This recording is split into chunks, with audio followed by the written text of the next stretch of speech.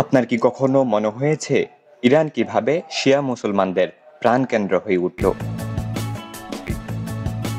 তবে চলুন আমরা দেখে আসি শত শত বছরের পূর্বের ইতিহাস এবং ঘটনা। সপ্তম শতাব্দীতে আরব মুসলিমদের পারস্য বিজয়ের পর সাসনিয়া সাম্রাজ্যের পতন ঘটে এবং ইরানের জরোস্ট্রীয় ধর্মের প্রভাব কমতে শুরু করে। ধীরে ধীরে ইরানেরা ইসলাম গ্রহণ করতে শুরু করে। দশম শতকের মধ্যে ইরানের অধিকাংশ জনগণ মুসলিম হয়ে ওঠে, যাদের অধিকাংশই ছিল সুন্নি মুসলিম। তবে কিছু কিছু অঞ্চলে শিয়া ইসলামের বিভিন্ন ধারাও প্রচলিত ছিল।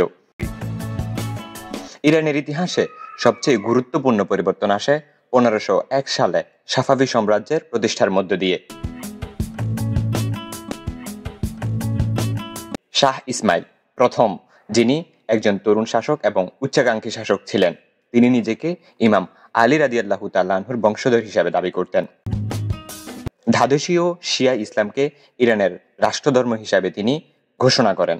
তার প্রধান লক্ষ্য ছিল একতাবদ্ধ এবং শক্তিশালী স্বতন্ত্র পরিচয় সম্পন্ন ইরান গড়ে তোলা, যা তৎকালীন সুন্নি মুসলিম অধ্যুষিত অটোমান সাম্রাজ্য থেকে ধর্মীয় এবং রাজনৈতিকভাবে ভিন্ন হবে।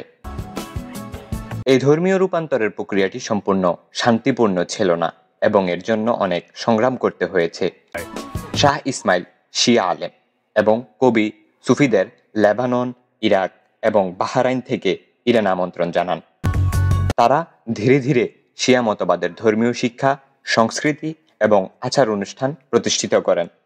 এই প্রক্রিয়ার ফলস্বরূপ শত শত বছর পরও ইরানের প্রায় 90-95% শিয়া মুসলমান। সাফাভিদের পর কাজার রাজবংশ এবং পরবর্তীতে পাহলভি রাজবংশ ইরান শাসন করে। কাজার রাজবংশের সময়ে শিয়া আলেম সম্প্রদায় রাজনৈতিক ক্ষমতা অর্জন করে।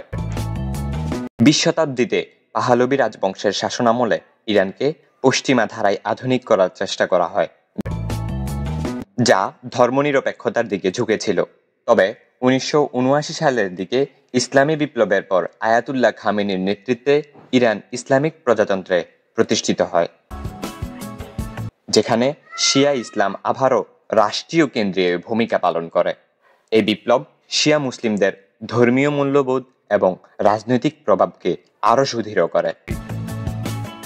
বর্তমানে ইরানের সংবিধানের 12তম অনুচ্ছেদ অনুযায়ী ইরানের রাষ্ট্রীয় ধর্ম শিয়া ইসলাম এবং মাযহাব জাফরি 12 ইমামি, যদিও অন্যান্য মুসলিম মাযহাবের যেমন হানাফি, শাফি, হাম্বলি, মালিকি ও জাহেদি অনুসারীদেরকেও পূর্ণ মর্যাদা দেওয়া হয় এবং তারা নিজেদের নিজস্ব ফিকাহ অনুযায়ী স্বাধীনভাবে ধর্মীয় আচার অনুষ্ঠান পালন করতে পারে।